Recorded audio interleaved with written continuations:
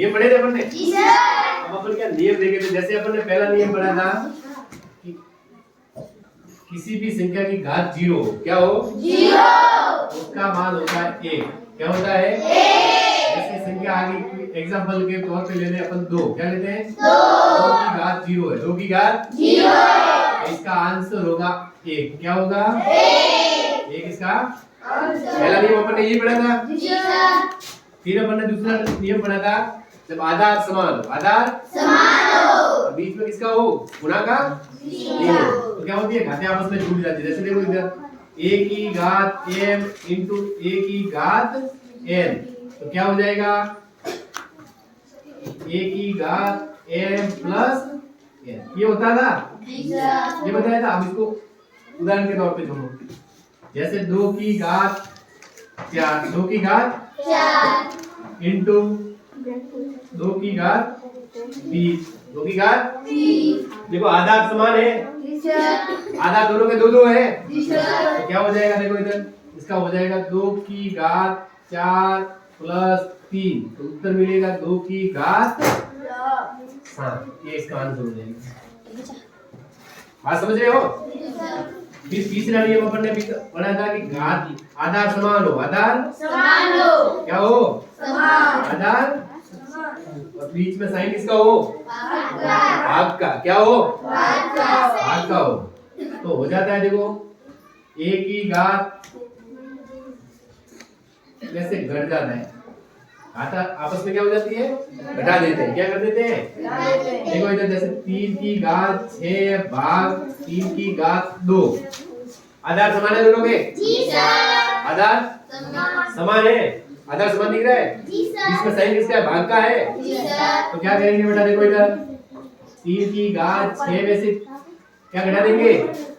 3 क्या कर देंगे? 3 घटा देंगे। क्या कर देंगे? 3 घटा देंगे। तो 3 की घात 6 में से 3 के कितने बचे? 3 ये हो गया इसका आंसर। बात समझे? जी सर। फिर चौथा नियम क्या था बेटा? आधार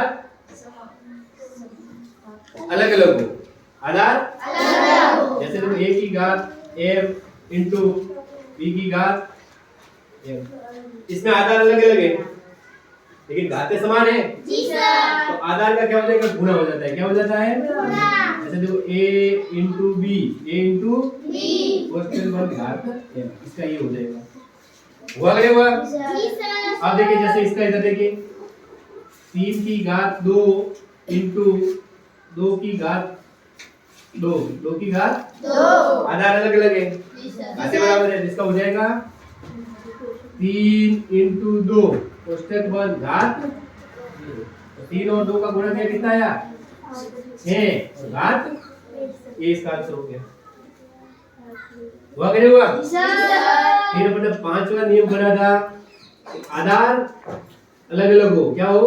अलग अलग। बीच में भाग का साइन हो। क्या हो? भाग का साइन। इसका हो जाता है देखो इधर a बटा b की घात। बात समझ रहे हो? जी सर। अब देखिए इधर यहाँ पे देखो इधर 6 की घात 3 6 की घात 3 भाग 2 की घात 3 आधार अलग अलग है। जी सर। आधार अलग अलग है। जी सर। ये घातें समान है तो क्या हो जाएगा? देखो 6 का 2 घात 3 2 का भाग 6 में पूरा जा रहा है ना? जी सर। 2 दिया 6 क्या बचा?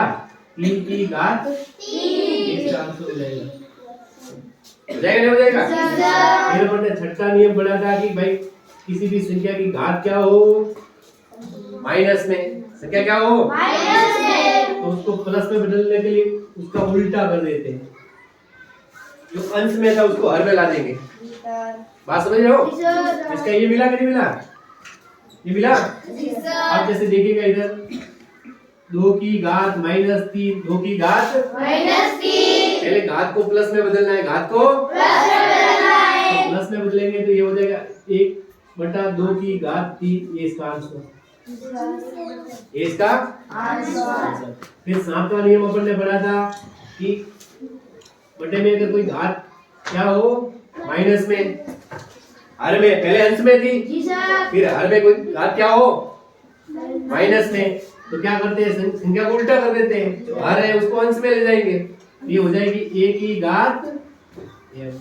नीचे एक लिखने की कोई जरूरत नहीं, एक से कोई फर्क नहीं पड़ता है, पड़ता है क्या? ठीक है। अब देखिए इधर जैसे आंसर अपने पास में प्रश्न था 1/2 की घात -3, 2 की घात -3, इसको उल्टा कर देंगे 2 की घात बटा 3, ये इसका आंसर। नियम समझे कि नहीं समझे? अब रहेगी कि घातें शुरू कर दे। अब